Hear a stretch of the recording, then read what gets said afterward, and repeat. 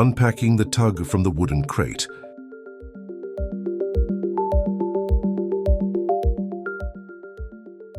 Using a cordless screwdriver with a Phillips bit, identify all screws marked in red and remove them completely.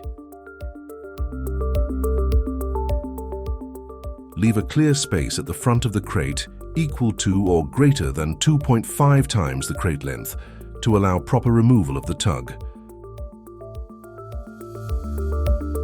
Remove the crate lid. Use the steel cable handle to assist with removal and request help from another person for added safety. Set the lid aside.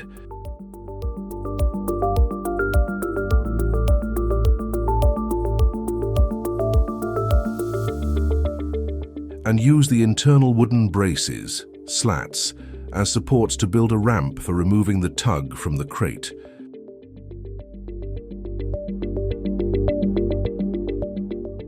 Remove the polyethylene protective covering from the slats before use. Place the lid upside down on top of the wooden slats, aligned with the front opening of the crate and firmly supported by the slats, forming a ramp for removing the tug from the packaging.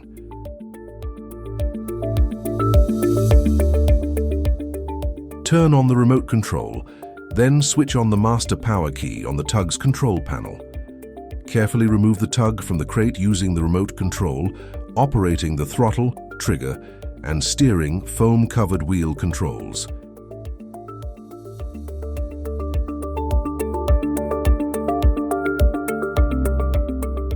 Getting to know your tug. Remote control. 4 commands are used to operate the remote control. Power on/off switch, located on the top of the remote control. Switch on to the left, switch off to the right. When turned on, the remote control display will illuminate. Important: the remote control must always be turned on before switching the master switch on or off at the tug's instrument panel. Throttle. The trigger on the remote control functions as the throttle. Pulling the trigger backward moves the tug forward. Pushing the trigger forward moves the tug backward. The speed and intensity of movement are controlled entirely by the operator. Therefore, great care and attention are required when using the throttle. Sudden or abrupt movements must be avoided. Steering control. The foam-covered wheel is the steering control. Clockwise and counterclockwise rotation will turn the tug accordingly, assuming the operator is positioned facing the rear of the tug. As with the throttle, steering intensity is controlled by the operator. Use with caution and maintain full attention during operation. Load-unload tow servo selector. The switch located on the right side of the remote control is the servo selector that controls the locking and unlocking of the rocker plate. This is a critical safety command and requires maximum attention. Incorrect activation may cause the aircraft to fall from the tug during towing.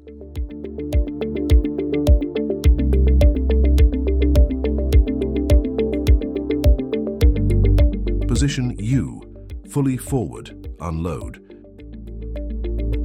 Used to unload the aircraft from the tug. Position L, center, load.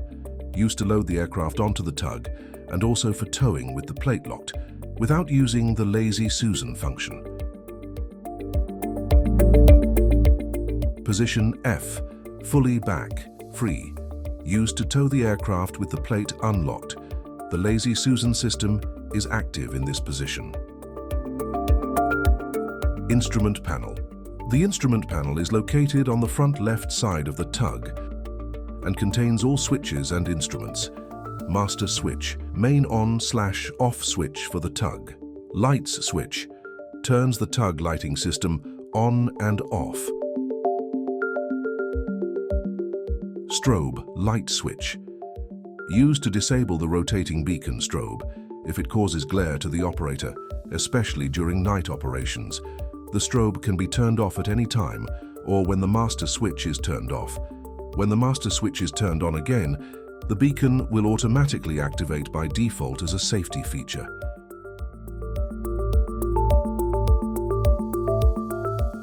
Up-down switch controls the upward and downward movement of the Robinson helicopter lift when the tug is equipped with this optional feature. Hour meter displays the total operating hours of the tug in decimal format. Voltmeter indicates the instantaneous battery voltage or battery charge level. 12 volts and 24 volts power outlets. Female connectors for the tug's mini GPU system. The corresponding male connector is located on the cable. Optional feature: charger switch. Next to the battery charging connector, there is a small on/off switch.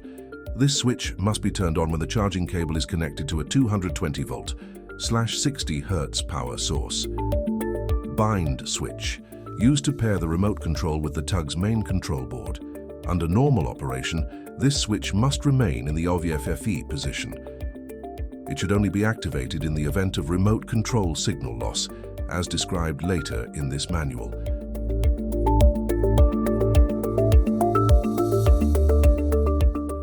Storage compartments. Located on the right side of the tug, 2 storage compartments are provided for items such as ratchet strap, remote control, charging cable, other accessories. Loading your aircraft. Airplanes. With both main landing gear wheels chocked, align the center of the rocker plate ramp with the center of the aircraft nose wheel. Adjust the front stop of the rocker plate by pulling the latch with both hands at its ends, setting it either fully open or according to the dimensions of the aircraft nose wheel assembly. Similarly, adjust the yellow side stops to match the width of the nose wheel tire. Use the hand knobs to loosen and tighten the components on the plate. Set the servo selector fully forward to position U, unload, and ensure the ramp is fully lowered. Then, move the servo selector to the center L, load position, holding the remote control in your left hand while controlling the steering wheel with your right hand. Carefully and slowly move the tug backward toward the aircraft nose wheel until the tug passes underneath the nose wheel and the aircraft is fully loaded onto the tug. Once loading is complete, stop the operation. Afterward, select the desired servo selector position. Position L, center position with the plate locked, or position F, fully backward position, with the plate unlocked. With the Lazy Susan system activated, the tug and aircraft will be correctly positioned for towing. Precautions to be taken during this operation. Position the rocker plate ramp as centrally as possible with the aircraft nose wheel tire. Robinson helicopters. Install the lift at the center of the plate, securely fastening it with the 3 hand knobs, and connect the cable to both the lift and tug connectors. The front stop of the rocker plate must be fully open. Set the servo selector to the center L, load position, with the rocker plate raised and the hook engaged. Carefully position the tug underneath the helicopter so that the upper lift coupling is properly aligned with the towing ball located on the underside of the cockpit. Set the remote control aside and rotate the coupling safety lock to the open position. Begin lifting the helicopter by pressing the lift control button on the tug's instrument panel until the helicopter starts to rise. Stop the operation, rotate the safety lock to the closed position, and place the maneuvering wheels in the towing position. Return to the tug's instrument panel and press the lift button to the raise position until the lift reaches the end of its travel. Done. Your tug is now ready to tow your helicopter. Towing your aircraft. Airplanes. With the nose wheel properly adjusted on the tug's rocker plate, both in diameter and width, remove the wheel chocks from the main landing gear and carefully begin towing the aircraft. It is very important that the operator moves around the aircraft to maintain a clear view of spatial limits, ensuring safer and more autonomous towing operations. Once again, it is recommended that the operator hold the remote control in the left hand with the index finger on the throttle trigger, while controlling the steering foam-covered wheel with the thumb and index finger of the right hand. This grip provides greater sensitivity and precision during maneuvering. Avoid abrupt or sudden movements of both the throttle and steering controls to prevent jolts to the towed aircraft. When towing with the plate locked, servo selector in center position L. Lazy Susan system deactivated. It is essential to observe the nose wheel steering angle, limit specified by the aircraft manufacturer. In this configuration, the tug turns together with the aircraft nose wheel. Note: for models FT8, FT10 and FT15, a wooden spacer block is optionally supplied to be placed at the rear of the rocker plate after the aircraft has been loaded. This spacer may be used on aircraft with a small nose wheel tire to better center the aircraft nose weight on the plate. In these cases, the front stop of the rocker plate must also be adjusted to achieve proper centering. Do not forget to remove this spacer block before unloading the aircraft from the tug. Robinson helicopters. With the coupling lock closed, the maneuvering wheels in the towing position, and the helicopter rotor brake engaged, the tug may be operated following the same precautions previously described.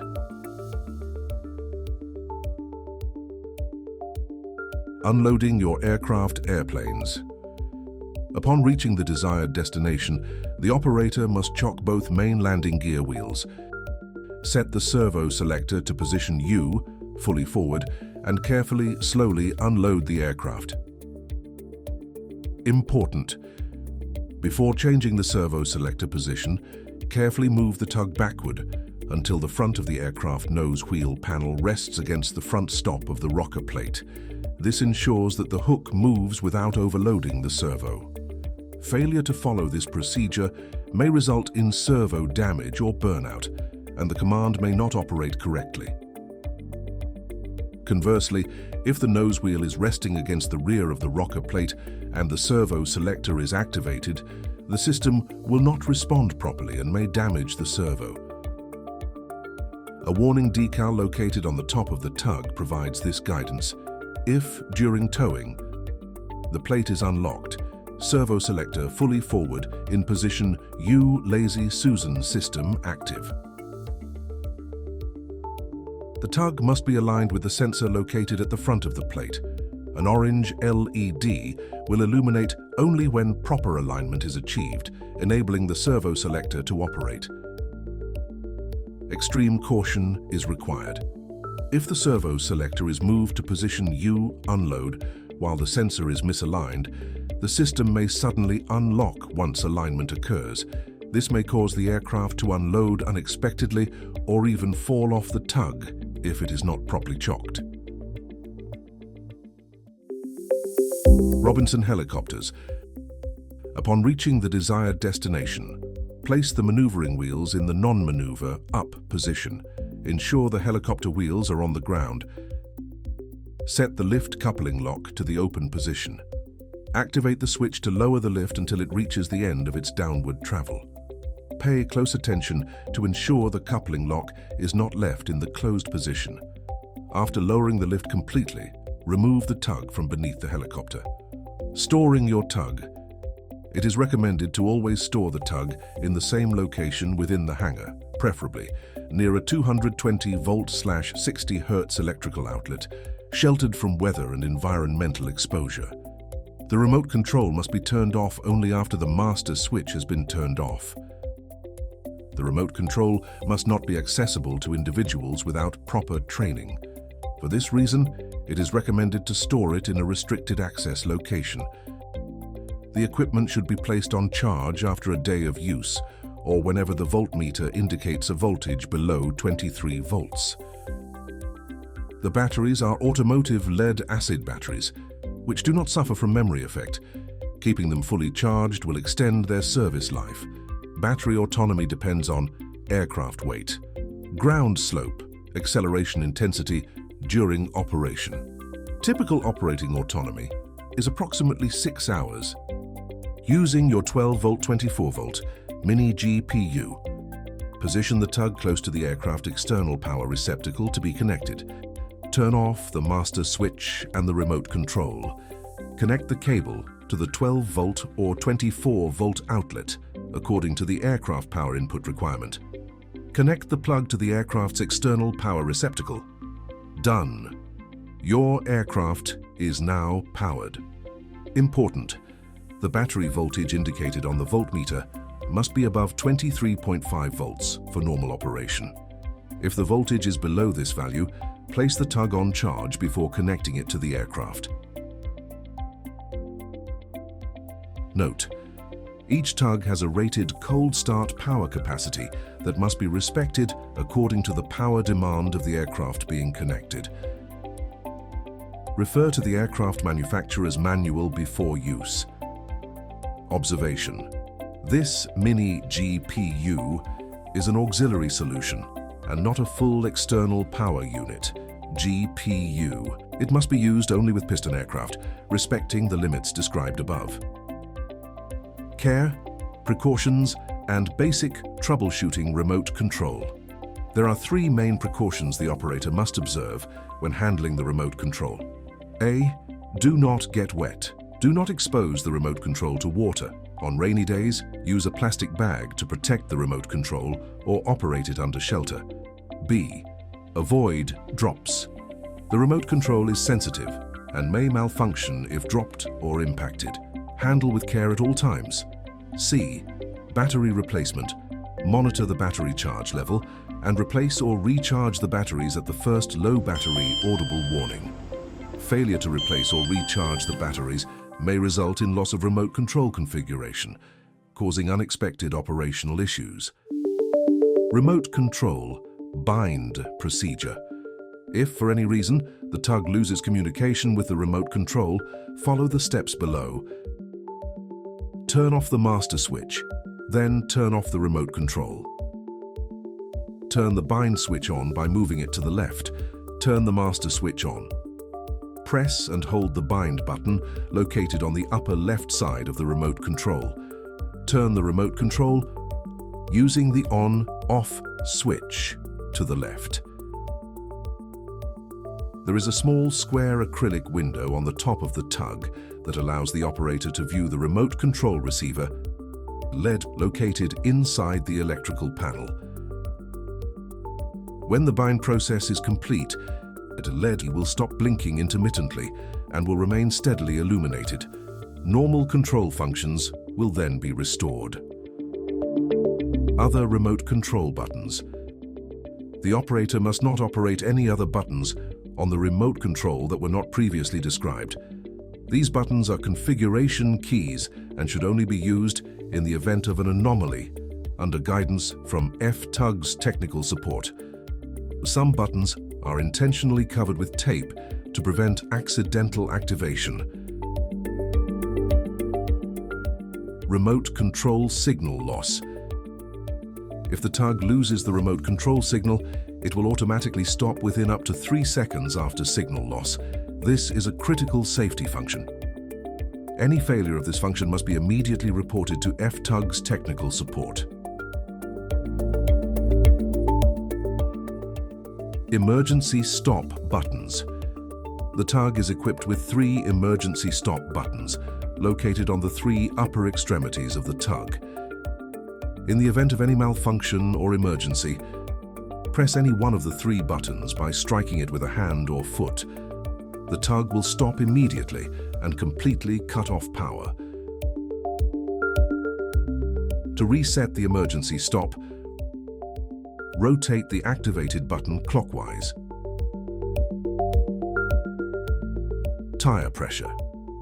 It is recommended to maintain tire pressure between 25 and 30 psi, depending on the aircraft being towed, ground conditions, pavement surface. Proper tire pressure ensures correct tug performance and safety. Final provisions. In the event of any anomaly not covered in this manual, operational questions or issues requiring reporting, please contact FTUGS Technical Support.